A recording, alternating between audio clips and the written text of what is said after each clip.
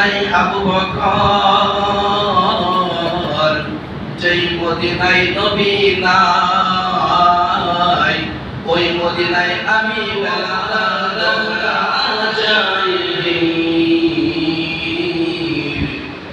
সালায়ে মুহাম্মদ বুগদুল বিসির বাদাল উলা বিকাবালিহি كشفت الدجى بجماله حسنت جميع خصاله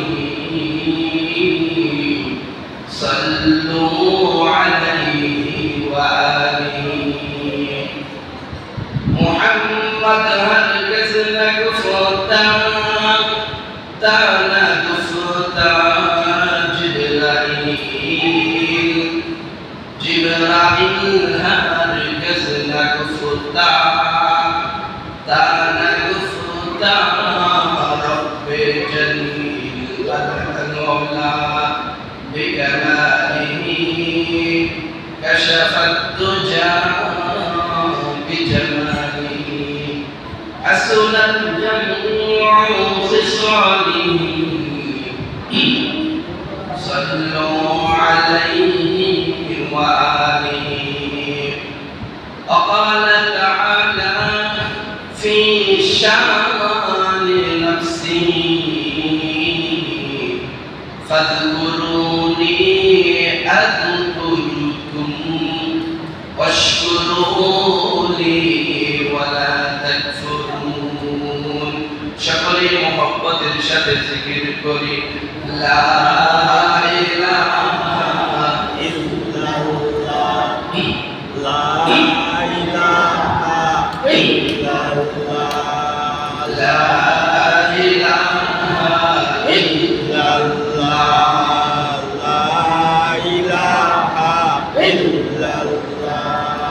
আসমানের মালিক তুমি আল্লাহ, জমিনের মালিক তুমি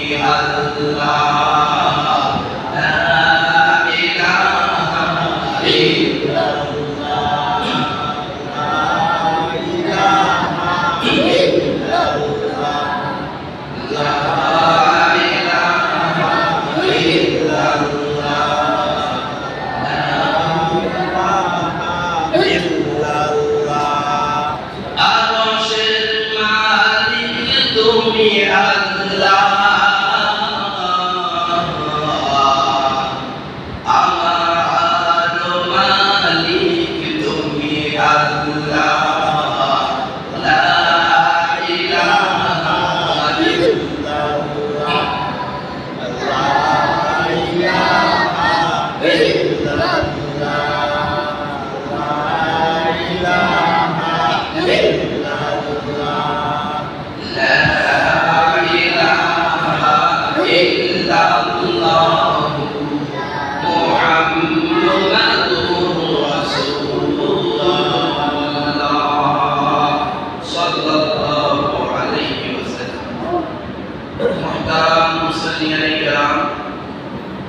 আল্লাহ তাআলার দরবারে অসংখ্য অগণিত শুকরিয়া বাণী জ্ঞাপন করছি, যিনি আমাদেরকে এই ফিতনা ফাসাদের জমানায় দুনিয়ার সমস্ত ঝামেলা থেকে মুক্ত করে পবিত্র রবিউল আউয়াল মাসের দ্বিতীয় শুক্রবার দ্বিতীয় জুমায় তার গুরুত্বপূর্ণ একটি বিধান জুমার নামাজ আদায় করার জন্য আগে আগে মসজিদে আসার তৌফিক দান করেছে।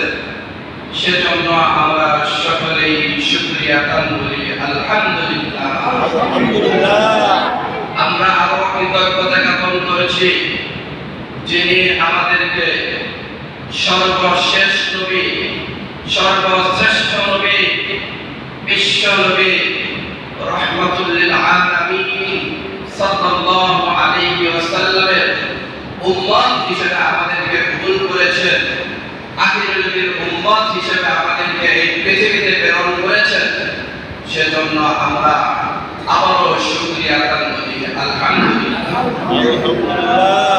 সম্মানিত মুসল্লি ভাইরা, আল্লাহর নবীর বিশিষ্ট সাহাবী হযরত আব্দুল্লাহ ইবনে যায়েদ ইবনে আব্দ রাব্বিহ একদিন তিনি একটি খেজুর বাগানে বসে কৃষি কাজ করছিলেন। এমন সময় খবর আসলো বিশ্বনবী ইন্তেকাল করেছেন। নবীজি আর দুনিয়াতে নাই। বিশ্বনবী আমাদেরকে এতিম করে তিনি তার রবের সান্নিধ্যে চলে গেছেন। নবীর ইন্তেকালের খবর শুনে সাহাবী আব্দুল্লাহ রাদিয়াল্লাহু তাআলা আনহু সঙ্গে সঙ্গে মাটির মধ্যে সিজদায় লুটিয়ে পড়লেন। সিজদায় লুটিয়ে পড়ে কান্নাকাটি করতে লাগলেন। আল্লাহ তাআলার কাছে আবেদন করলেন, ইয়া রাব্বাল আলামিন, আজ পর্যন্ত বিশ্বনবী দুনিয়াতে জীবিত ছিলেন। যখন মন চাইতো নবীকে দুই চোখ ভরে আমরা দেখতাম। নবীকে দেখার মাধ্যমে আমাদের পরাণটা জুড়িয়ে যেত, আমাদের চক্ষুটা জুড়িয়ে যেত। রব্বুল আলামিন আজকে নবীজি ইন্তেকাল করলেন, আপনার নবীকে আপনি আপনার কাছে উঠিয়ে নিলেন। আজকের পর থেকে হাজারো চেষ্টা করেও কখনো কোনোদিন দয়ার নবীকে এই চক্ষু দ্বারা আর দেখতে পাবো না।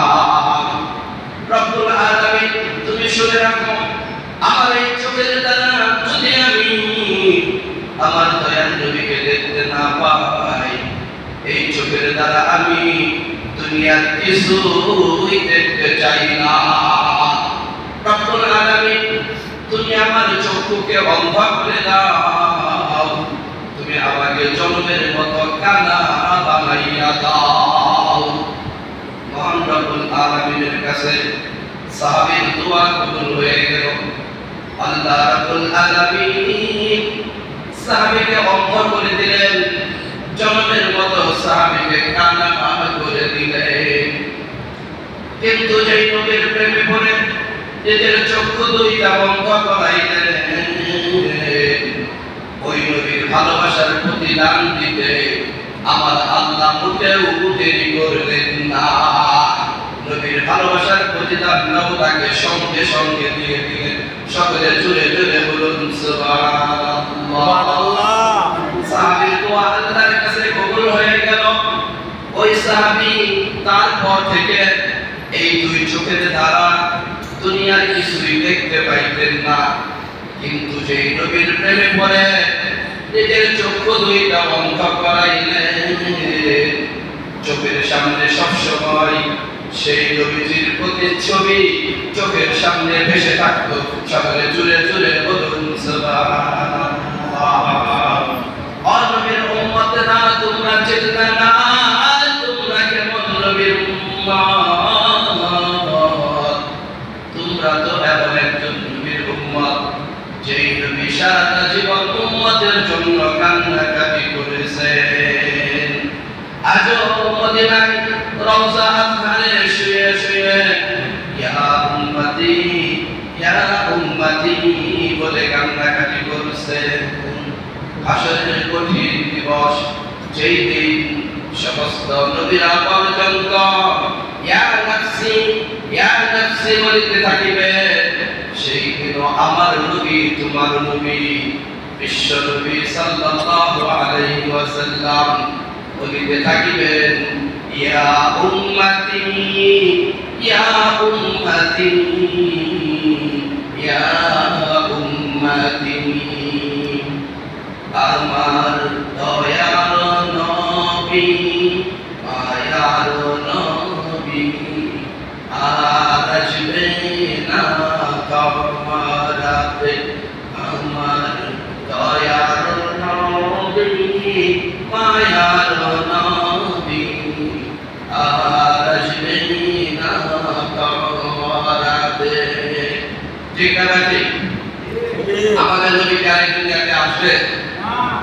আমরা কেউ কি নবীকে দুনিয়াতে দেখতে পাবো? পাবো না। তবে একটা কাজ করলে আমরা নবীকে স্বপ্ন যুগে দেখতে পাবো।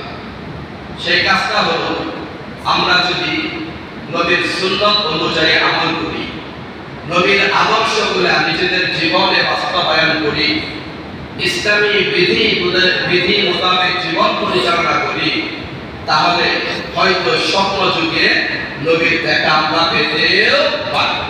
আল্লাহ তাআলা আমাদের সবাইকে স্বপ্ন যুগে হইলেও তার নবীজিকে দেখে যাওয়ার জন্য কি করুক, তৌফিক দান।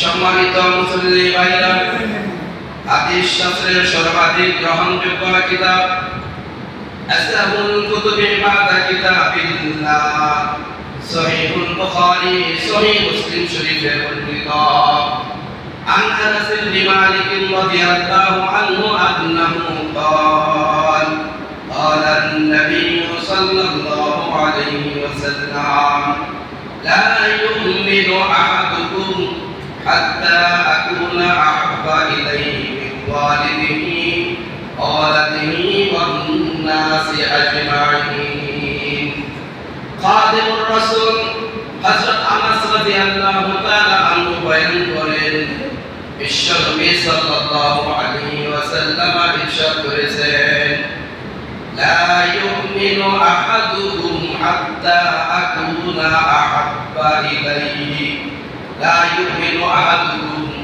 তোমাদের কেউ পরিপূর্ণ ঈমানদার হতে পারবে না, পরিপূর্ণ মুসলমান হতে পারবে না হাত্তা আকুনা আহাব্বা ইলাইহি, যতক্ষণ না আমি নবীকে মিওয়ালিদিহি ওয়া ওয়ালাদিহি ওয়ান নাসি আজমাইন, যতক্ষণ না প্রত্যেকটা মানুষ তার মা বাবার চাইতে, তার সন্তান সন্ততিদের চাইতে, এক কথায় সমস্ত মানব জাতির চাইতে নবীকে বেশি মহব্বত না করবে। প্রিয় মুসলিমরা, পরিষ্কার হাদিস, নিজেদের স্ত্রী পুত্র ছেলে সন্তান গাড়ি বাড়ি আত্মীয় স্বজন সমস্ত কিছুর চাইতে আমাদের নবীকে বেশি ভালোবাসতে হবে, বেশি মহব্বত করতে হবে। যারা নবীকে বেশি ভালোবাসতে পারবে তারাই প্রকৃত ঈমানদার, সাচ্চা মুসলমান হতে পারবে। যারা নবীকে দুনিয়ার চাইতে, টাকা পয়সার চাইতে, স্ত্রী পুত্রের চাইতে কম ভালোবাসবে, তার ঈমানের মধ্যে ঘাটতি রয়েছে, সমস্যা রয়েছে। এই হাদিসখানা যখন নবীজি আলোচনা করছিলেন তখন সাহাবীদের মধ্য থেকে বিশিষ্ট সাহাবী হযরত ওমর ইবনে খাত্তাব রাদিয়াল্লাহু তাআলা আনহু দাঁড়িয়ে গেলেন, ইয়া রাসূলুল্লাহ, ইয়া হাবিবাল্লাহ, আমি ওমর আপনাকে দুনিয়ার সব কিছুর চাইতে বেশি মহব্বত করি, আমার মা বাবার চাইতে বেশি ভালোবাসি, আমার স্ত্রী সন্তানদের চাইতে বেশি ভালোবাসি, আমার ব্যবসা বাণিজ্য, টাকা পয়সা, বাড়ি সমস্ত কিছুর চাইতে আপনাকে বেশি মহব্বত করি, কিন্তু আমি ওমর আপনাকে আমার প্রাণের চাইতে, নফসের চাইতে বেশি ভালোবাসতে পারবো না। ইয়া রাসূলুল্লাহ, সব কিছুর চাইতে বেশি ভালোবাসো, কিন্তু আমার জানের চাইতে আপনাকে বেশি ভালোবাসতে পারবো।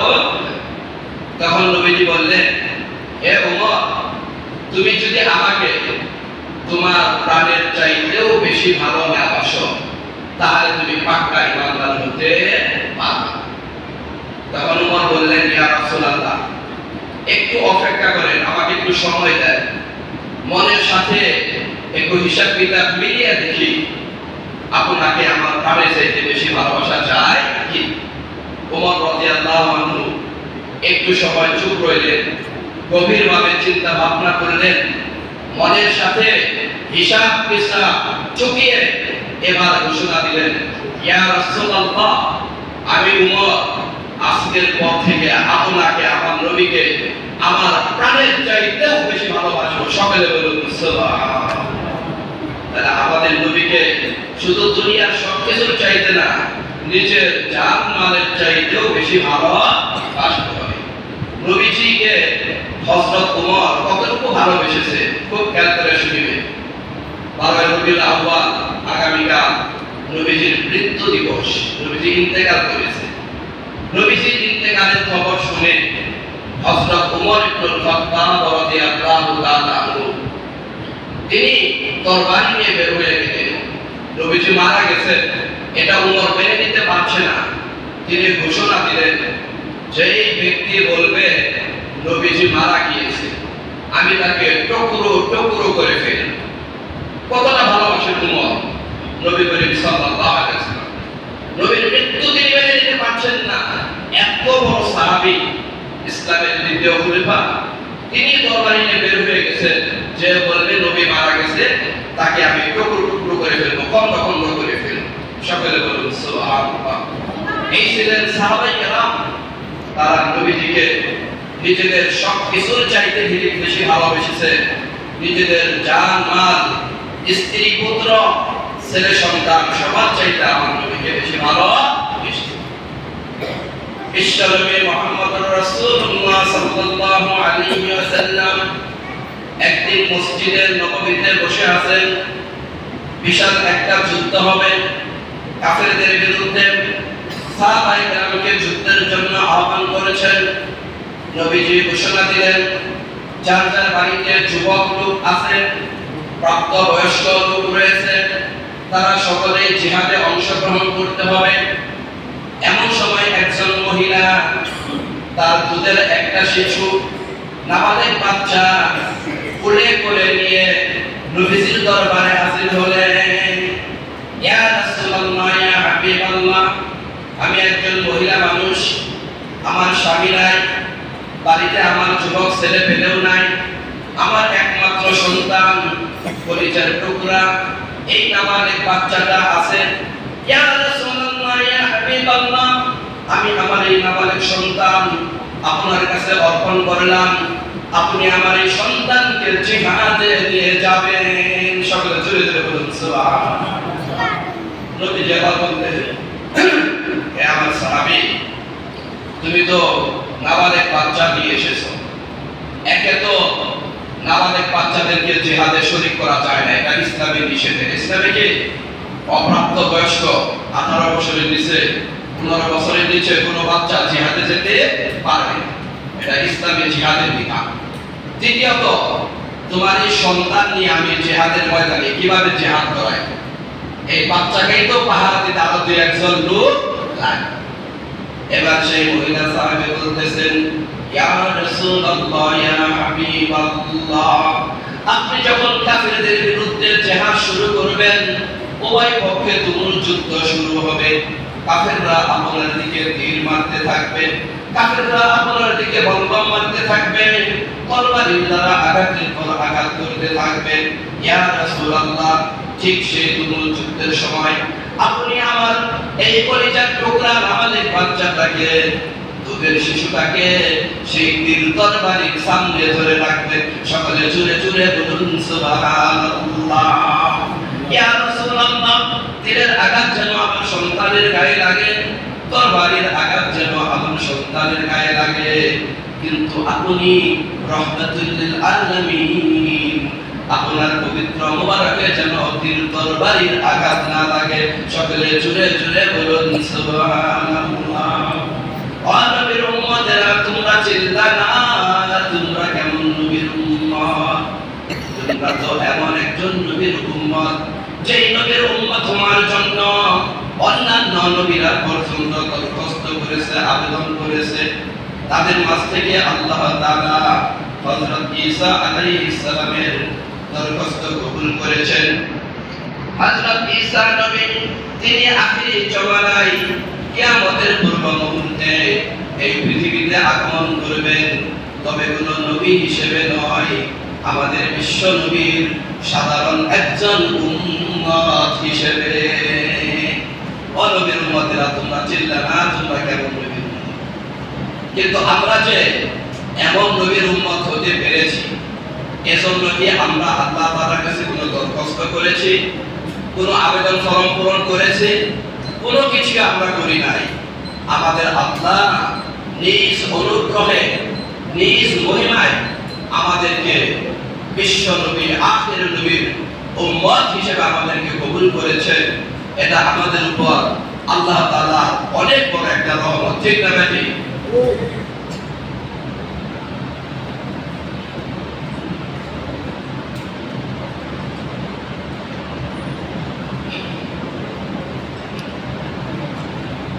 যেহেতু আমরা এত বড় একজন নবীর উম্মত হতে পেরেছি এবং এজন্য আমাদের কোনো কষ্ট করতে হয়নি, কোনো দরখাস্ত করতে হয়নি, তাহলে এই নবীর উম্মত হিসেবে আমরা যে পৃথিবীতে এসেছি এজন্য আমাদের কি করা দরকার?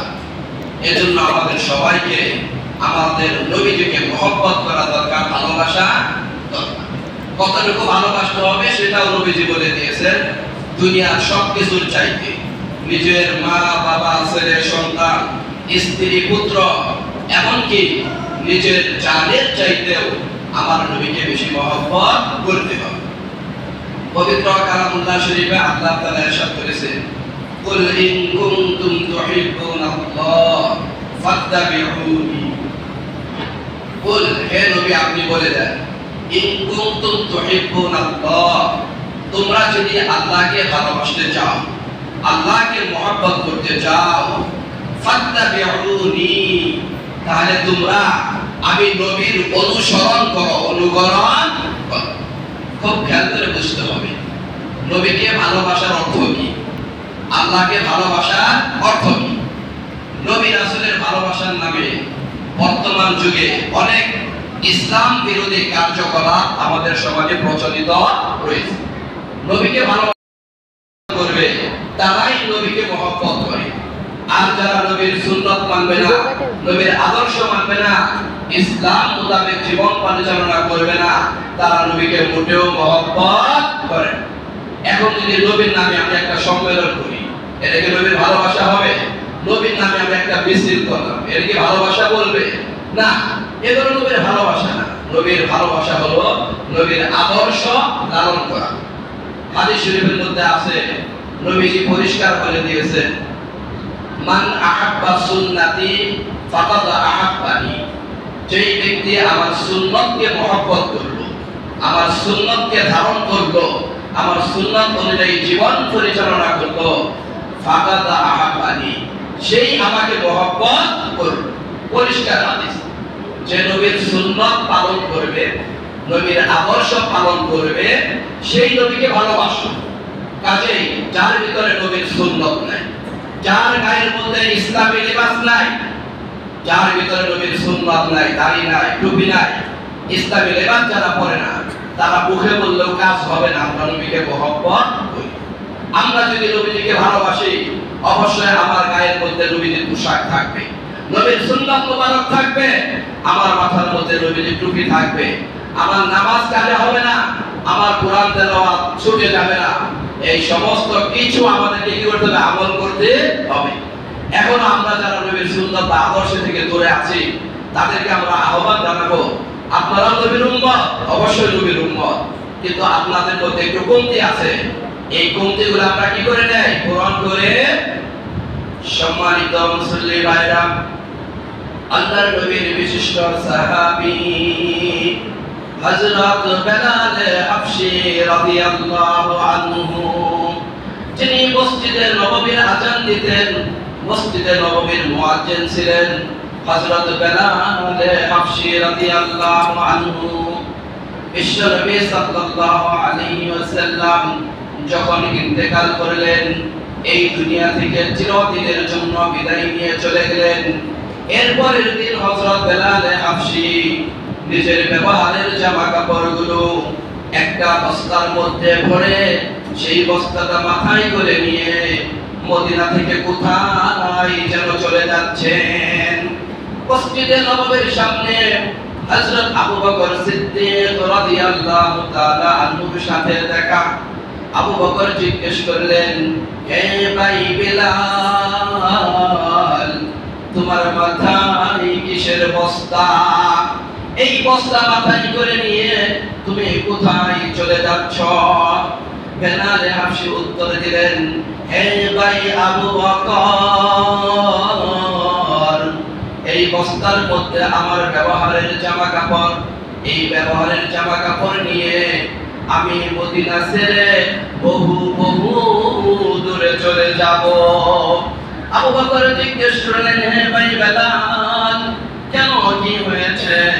তুমি কেন এই সোনার মদিনা থেকে দূরে চলে যাবে? মানুষ তো নবীর মহব্বতে, নবীর ভালোবাসা পাওয়ার জন্য মদিনায় আসে, ঠিক না ঠিক? মানুষ তো নবীর মহব্বতে মদিনায় আসে, হজ করতে আসে, উমরা করতে আসে, নবীজির কবর জিয়ারত করতে আসে। তুমি নবীর মহব্বতে মদিনা থেকে চলে যাবা, এটা কেন রে ভাই? এবার বেলাল হাবশী উত্তর দিলেন, হে ভাই আবু বকর, যেই মদিনায় নবী নাই, ওই মদিনায় আমি বেলাল নাই। ও নবীর উম্মতেরা, দেখো না সাহাবায়ে কেরাম নবীজিকে কতটুকু ভালোবেসেছেন। ভাই আবু বকর, এই মদিনায় যেহেতু আমার নবী নাই, আমি আর এই মদিনায় থাকতে পারবো? এবার আবু বকর জিজ্ঞেস করলেন, ভাই বেলাল, তুমি কি শুধু নবীকে ভালোবাসো, মহব্বত করো, নাকি আমরাও ভালোবাসি? বেলাল বললেন, ভাই আবু বকর, তোমরাও নবীকে ভালোবাসো, মহব্বত করো, আমিও নবীকে মহব্বত করি, তবে তোমাদের ভালোবাসা আর আমার ভালোবাসার মধ্যে একটু পার্থক্য আছে। আজ পর্যন্ত নবীজি দুনিয়াতে জীবিত ছিলেন, আমি 5 ওয়াক্ত এই মসজিদে নববীতে আযান প্রদান করতাম। আমি যখন আযান দিতাম, আমার আযানের ডাকটা শুনে বিশ্ব নবী মসজিদে আগমন করতেন, মসজিদে এসে নামাজের ইমামতি করতেন। ভাই আবু বকর, আজকের পর থেকে আমি আযান দিব, কিন্তু আমার নবী মসজিদে নববীতে আসবে না, আমার নবী আর ইমামতি করতে আসবেন না। ভাই আবু বকর, আমার আযানের ডাক শুনে আমার দয়ার নবী যদি ইমামতি করতে না আসেন, আমি আর কখনো এই মদিনায় আযান প্রদান করব না। ও নবীর উম্মতেরা, তোমরা চিল্লা না, তোমরা কেমন নবীর উম্মত? তোমরা তো এমন একজন নবীর উম্মত, যেই দিন হাসরের মাঠে ইয়াউমা ইয়াফিরুল মারউ মিন আখি, যেই দিন মানুষ তার আপন ভাইকে দেখে দৌড়ে পালাবে, ওয়া উম্মিহি ওয়া আবি, মা বাবাকে দেখে দৌড়ে দৌড়ে পালাবে, ও সাহিবাতিহি ওয়া বানি, নিজের স্ত্রী, পরিজাত টুকরা সন্তানদেরকে মানুষ দৌড়ে দৌড়ে পালাবে, কেউ কাউকে ধরা দিবে না। সেই দিন আমার নবী, তোমার নবী হাসরের মাঠে উম্মতের জন্য দৌড়াদৌড়ি করিতে থাকিবেন। নবীজি একবার দৌড়ে তিনি মিজানের পাল্লার কাছে আসবেন, দেখবেন তার কোনো উম্মতের মিজানের পাল্লায় কোনো কমতি হচ্ছে কিনা। আবার নবীজি দৌড় দিয়ে চলে যাবেন হাউজে কাউসারের কাছে, সেখানে গিয়ে দেখবেন তার কোনো উম্মত পিপাসায় কাতর হয়ে দাঁড়িয়ে আছে কিনা। আবার দৌড় দিয়ে নবীজি চলে যাবেন পুলসিরাতের ব্রিজের কাছে, সেখানে গিয়ে দেখবেন নবীজি পুলসিরাতের ব্রিজে পার হতে কোনো উম্মতের সমস্যা হচ্ছে কিনা। সকলে জোরে জোরে বলুন সুবহানাল্লাহ। ও নবীর উম্মতেরা, তোমরা চিল্লা না, তোমরা কেমন নবীর উম্মত? আমরা এমন একজন দয়াময় রহমতুল লিল আলামিন নবীর উম্মত। এমন নবীর উম্মত যেহেতু আমরা হতে পেরেছি, অবশ্যই তাকে মহব্বত করতে হবে, ভালোবাসতে হবে, তার সুন্নাত অনুযায়ী আমল করতে হবে, ইসলামী বিধিবিধানগুলো আমাদেরকে মেনে চলতে হবে। আমরা যদি এগুলো মেনে চলতে পারি, তাহলে দুনিয়া এবং আখিরাত উভয় জাহানে আমরা সফলতা অর্জন করতে পারব। হাদিস শরীফের বিভিন্ন কিতাবে রয়েছে, আন আব্দুল্লাহ ইবনে মাসউদ রাদিয়াল্লাহু তাআলা আনহু قال, বিশিষ্ট সাহাবী হযরত আব্দুল্লাহ ইবনে মাসউদ রাদিয়াল্লাহু তাআলা আনহু বলেন, জাআ রাজুলুন ইলা নবী সাল্লাল্লাহু আলাইহি ওয়াসাল্লাম, গ্রাম থেকে এক সাধারণ মানুষ নবীজির কাছে এসে জিজ্ঞেস করলেন, ইয়া রাসূলুল্লাহ, ইয়া হাবিবাল্লাহ, ওই সমস্ত মানুষদের কি হুকুম যারা এখনো দুনিয়াতে আসেনি, আপনি নবীর সাথে তাদের এখনো সাক্ষাৎ হয়নি, মুলাকাত হয়নি, কিন্তু সেই সমস্ত লোকেরা আপনি নবীকে মহব্বত করে ভালোবাসে তাদের কি হুকুম হবে? সকলে জোরে জোরে বলুন সুবহানাল্লাহ। নবী কি বললেন? আল মারউ মা'a মান আহাব্বা, যার সাথে যার মহব্বত তার সাথে তার কিয়ামত। সকলে জোরে জোরে বলুন সুবহানাল্লাহ। ও সাহাবীরা, আমার যে সকল উম্মত এখনো পৃথিবীতে আসেনি কিন্তু পরবর্তীতে এসে তারা আমাকে ভালোবাসবে, আমাকে মহব্বত করবে, আমার ইসলাম মোতাবেক জীবন পরিচালনা করবে, তারা আমার সাথেই হাসরের মাঠে থাকতে পারবে। সকলে জোরে জোরে বলুন সুবহানাল্লাহ। আমার তো মনে হয় নবী যে হাদিসের মধ্যে এই আখিরি জামানার আমাদের কথাই বলছে, যেহেতু আমরা নবীর যুগ পাইনি, সাহাবীদের যুগ পাইনি, তাবেঈদের যুগ পাইনি, নবীকে আমরা দেখিনি, দেখার সৌভাগ্য হয়নি, কিন্তু আমরাও তো নবীকে ভালোবাসি, ঠিক না ভাই? আমরাও নবীকে কি বাসি? ভালো। এই যে নবীজিকে ভালোবাসি বলে এই যে জুমার দিন আমরা মসজিদে আসছি, নামাজ পড়ার জন্য আসছি, কত সুন্দর পাঞ্জাবি পরে আসছি, আমরা টুপি পরে এসেছি, নবীর সুন্নতে ভরপুর, মাশাআল্লাহ। এটাই তো আলামত যে আমরা নবীকে কি করি? মহব্বত করি। তাহলে এই দুনিয়াতে যারা নবীকে ভালোবাসবে, নবীর সুন্নাত অনুযায়ী আমল করবে, তাদের জন্য লাভ এটাই, তারা হাসরের মাঠে সরাসরি নবীর সাথে থাকতে পারবে। প্রিয় বন্ধুরা আমার, এই হাদিস শুনে নবীজির খাদেম হযরত আনাস রাদিয়াল্লাহু তাআলা আনহু বললেন, নবীজির মুখ থেকে এই হাদিসখানা শুনে আমরা যেই পরিমাণ খুশি হলাম, আনন্দিত হলাম, এর আগে এমন আনন্দ আর কখনো পাইনি। কারণ নবীজি এখানে বললেন, যার সাথে যার মহব্বত তার সাথে তার কিয়ামত। তো আমরা তো একমাত্র নবীকে মহব্বত করি, আবু বকরকে মহব্বত করি, হযরত ওমরকে মহব্বত করি, ভালোবাসি, অথচ আমরা নবীর মতো আমল করতে পারি নাই। পারি কেউ? আমরা আবু বকরের মতো কেউ আমল করতে পারি নাই, ওমরের মতো আমরা কেউ আমল করতে পারি নাই। তবে এই নবী এবং সাহাবায়ে কেরামকে ভালোবাসার কারণে আমাদের হাসর নাসর তাদের সাথেই হবে। প্রিয় বন্ধুরা আমার, বর্তমান যুগে নবী নাই, সাহাবাইরা নাই, তাবেঈরা নাই, তবে নবীর ওয়ারিসিনে কেরাম হযরত উলামায়ে কেরাম এই দুনিয়াতে আছেন। তো বর্তমানে আমরা যারা মুসলমান, নবীর উম্মত বলে দাবি করি, তাদের প্রত্যেকের জন্য ফরজ, আবশ্যক যে উলামায়ে কেরামের সাথে ভালো সম্পর্ক রাখা, উলামায়ে কেরামকে মহব্বত করা, ইসলাম ওয়ালাদেরকে মহব্বত করা। কারণ আমরা যদি আলেম উলামাদেরকে মহব্বত করি, ইসলাম ওয়ালাদেরকে ভালোবাসি, তাহলে আমাদের হাসর নাসরটাও ইসলাম ওয়ালাদের সাথে হবে, আলেম ওয়ালাদের সাথে হবে, আল্লাহ ওয়ালাদের সাথে হবে। আল্লাহ তাআলা আমাদের সবাইকে উলামায়ে কেরামের সাথে ভালো সম্পর্ক রাখার তৌফিক দান করুন। একটা কথা বলে আলোচনা শেষ দিব। আগামীকাল শনিবার 12 রবিউল আউয়াল, এই দিন আমাদের নবীজি পৃথিবীতে আগমন করেছে, আবার এই দিনেই তিনি মৃত্যুবরণ করেছেন। প্রতি বছর 12 রবিউল আউয়াল এসে তার উম্মতকে শিক্ষা দিয়ে যাচ্ছে, তোমরা নবীর আদর্শে আদর্শবান হও, নবীর সুন্নাতগুলোকে নিজেদের জীবনে বাস্তবায়ন করো, ইসলাম মোতাবেক জীবন পরিচালনা করো, তাহলেই তোমাদের জীবন সার্থক হবে। প্রিয় বন্ধুরা, এই রবিউল আউয়াল উপলক্ষে আমাদের দেশে ইসলাম বিরোধী অনেক কার্যকলাপ হয়, আমরা সেগুলোতে অংশগ্রহণ করব না। আল্লাহ রাব্বুল আলামিন আমাদের সবাইকে রবিউল আউয়াল মাসের শিক্ষা থেকে নবীর আদর্শ নিজেদের জীবনে বাস্তবায়ন করার তৌফিক দান করুন। আমিন।